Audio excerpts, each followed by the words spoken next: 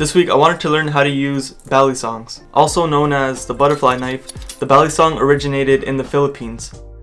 This knife is actually illegal in most countries, but you can buy a trainer, which is a lot safer. As you can see, the blade is very dull. It's not sharp at all, and this way you're not going to cut yourself while you're trying to practice tricks. So the balisong has two handles on it that rotate around the blade, and they're also used to conceal the blade when it's closed. One of the handles usually has a latch at the bottom to lock the knife. This handle with the latch is called the bite handle. The other handle is referred to as the safe handle.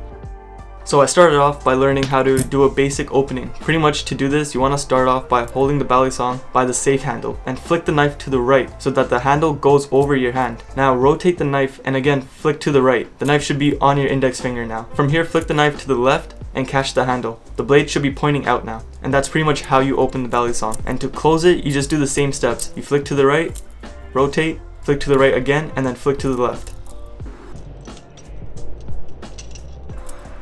After I learned how to open and close the balisong, I wanted to learn a couple different tricks, and my goal for the end of this video was to learn at least one combination. So I went on YouTube and I found a combination that I really liked. The combination consisted of 4 different moves: the Helix, the pen twirl, fanning, and a basic twirl. So I need to learn how to do each of these moves to be able to do the combination. So I started off with the first trick, which was the Helix. The Helix is also kind of a combination move. It consists of 3 other moves, which are the Y2K rollover, the index rollover, and the Zen rollover. The Y2K rollover is done by holding the balisong by the bite handle and flicking it over your thumb, catching it and flicking it back into your hand.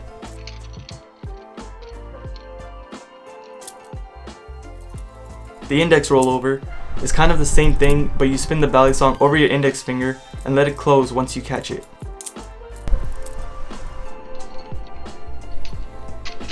The Zen rollover is also like the Y2K, where you spin the balisong over your thumb, but for this trick, when you catch it, you have to rotate your wrist and then catch the handle.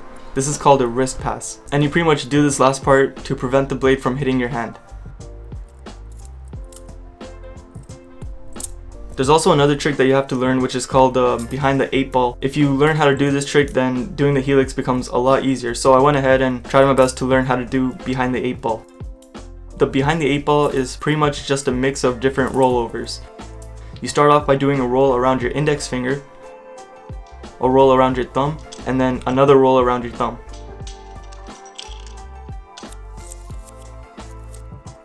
This trick, the behind the 8 ball, was probably the hardest one to learn, but once I was able to do it, I was ready to start trying the Helix. So for the Helix, you want to start with the Y2K roll, and once you catch it, you rotate your thumb and spin the balisong around your index finger and spin it around your thumb and then end off with the wrist pass. And that's pretty much it for the Helix. This is the biggest move in the combination. And it took me a lot of time and a lot of practice to learn how to do this move. Once I was able to actually do it, I started learning the second move, which is the pen twirl. The pen twirl is a lot easier compared to the Helix. So you open the balisong, and then with your index finger and your middle finger, you twirl the balisong till it's facing down. And from there, you spin the balisong around your thumb and catch it.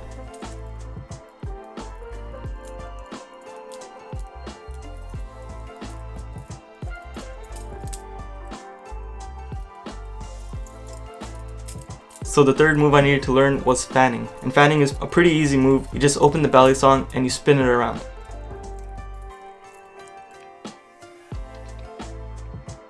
After I learned those 3 moves, it was time to learn the final move for the combination, which was the basic twirl. For the basic twirl, this is going to be the last move in the combination, and you pretty much flick the balisong over your hand and then back over on top of your index finger, and then back over your hand, but this time go all the way around, do a 360 and then catch it. And that's pretty much it. Those were all the 4 moves that I needed to learn. Now it was time to put them all together. So the combination is going to go like this. Start off with the Helix, do a pen twirl, go into fanning, and then end off with the basic twirl. I started trying to do the combination, and in the beginning it was really hard for me to get it all together because there were so many different moves. So in the combination, the hardest part was the first move, the Helix. My Helix wasn't as smooth as I wanted it to be, so I spent some more time just practicing and getting used to spinning it around my thumb and then around my index finger. So I spent some time just practicing that over and over again until I was able to do it in one fluid motion.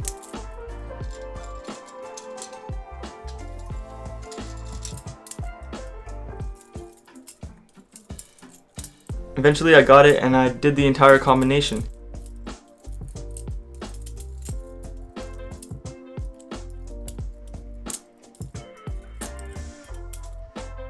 that was my first combination on the balisong. It's a lot of fun learning how to use a balisong. If you're just sitting somewhere waiting, it can be fun to just fling the knife around and do a couple tricks.